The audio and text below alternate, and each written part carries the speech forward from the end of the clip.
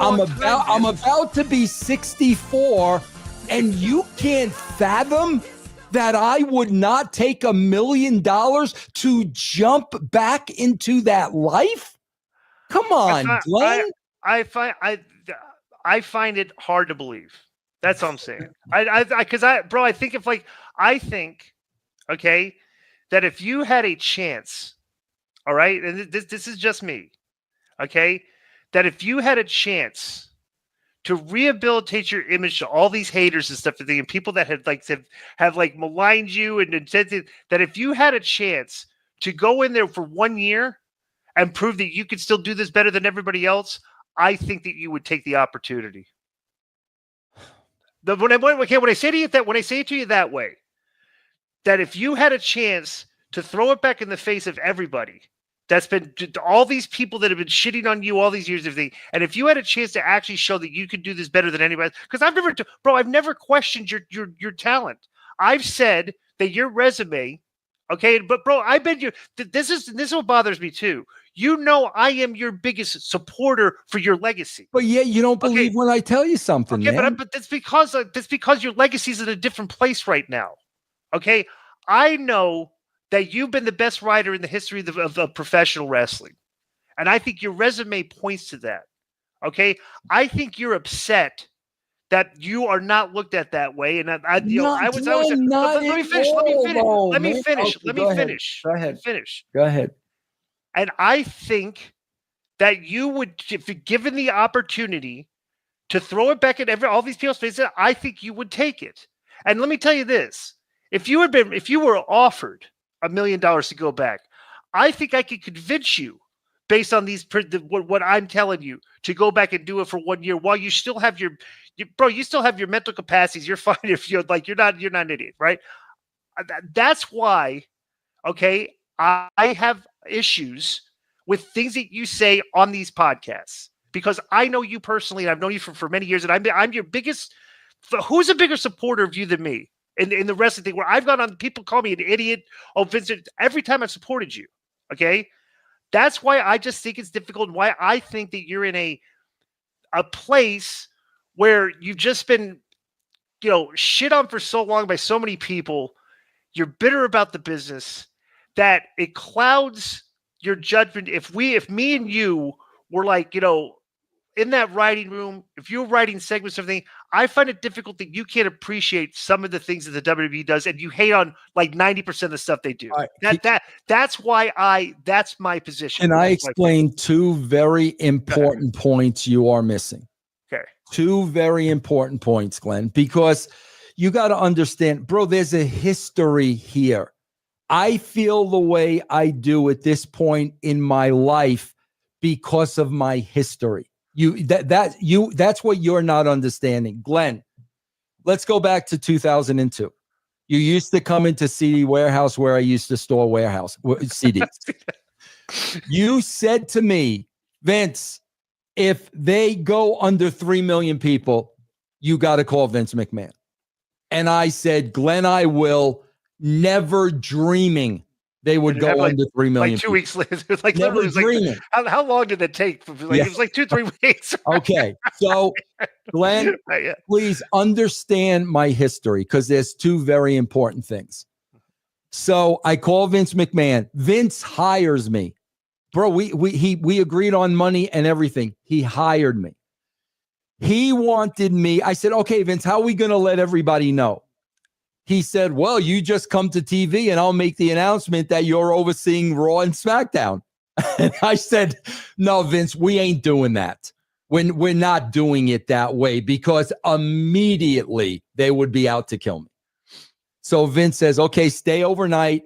I want you to come to I'll introduce you at the writers' meeting tomorrow. So Glenn, I go to the writers' meeting. Now you got to understand, when I left, it was just me and Ed Ferrara. I walk into a writers' meeting, bro, there's 15 people in this room. Young people, with the exception of Michael Hayes and Paul Heyman. So I go in the room, Vince leaves.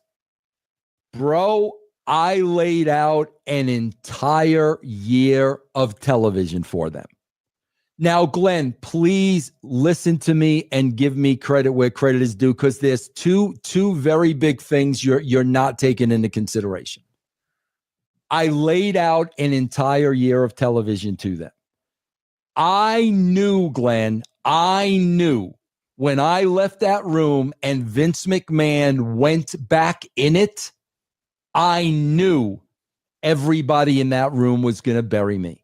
Why? Because if Vince McMahon hired Vince Russo, there was no need for anybody in that room. Nobody, bro. I laid out a year of TV that would have immediately turned the company around. Okay? I get back home. Vince is trying to call me while I'm in the air. I get home. Amy says, Vince McMahon is trying to get a hold of you. I call Vince. He says to me, we have a deal, bro. He says to me, Vince, this is not going to work out. And I said to him, yeah, Vince, I know it's not, because the minute I left that room and you walked in it, every single person buried me. And I said to Vince, Vince, you don't have what it takes in that room to turn the product around. You don't have what it takes in that room, Vince. I'm just telling you. My point is, in 2002, the structure and the format of creative had already changed. It was no longer one or two guys writing television, Glenn. It was 12 guys, 15 guys, a Raw crew, a SmackDown crew. Heyman's in there. Hayes is in there.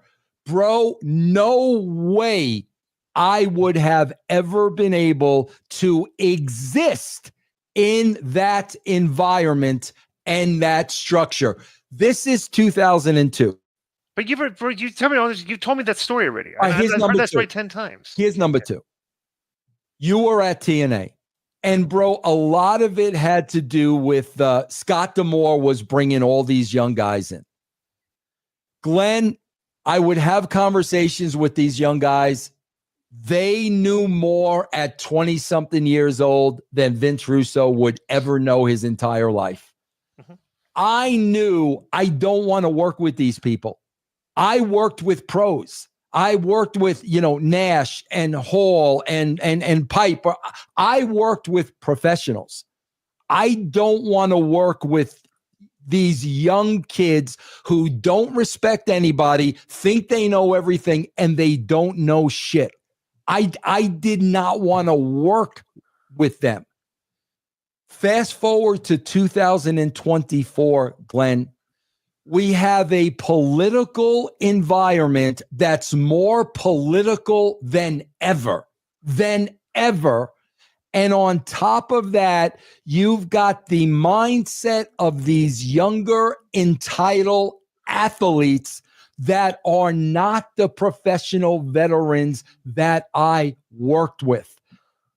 That's why, Glenn, the reality is I would not last in that company for a day, Glenn. I would not last a day, Glenn. You know what's funny, though? The funny thing about this is we just spent 40 minutes arguing over hypothetical situations that we know is never going to happen. Exactly. Anyway. Okay,